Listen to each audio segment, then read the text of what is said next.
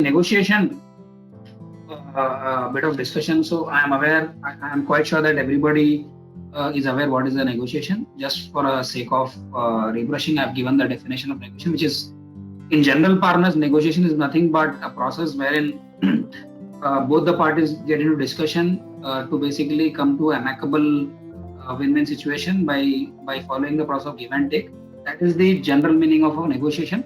But as a lawyer, when you are negotiating any kind of a contract deal on behalf of your client, on behalf of your company, there are few aspects which you have to keep in mind, which might be useful in your personal life, but when you are getting into legal negotiation, then you need to have different thought process altogether, which will basically help you to negotiate and have a good outcome for your what do you call client or a company where you're working. That is the primary objective of getting into a negotiation when we are basically doing that as part of our job.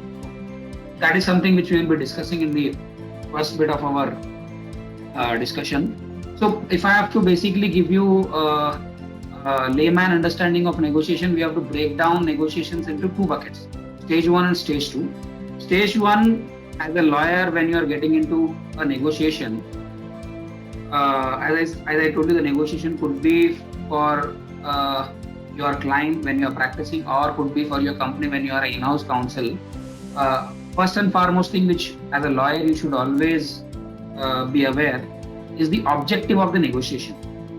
When I say objective is nothing but a typical outcome which you would want after you basically are through the negotiation process.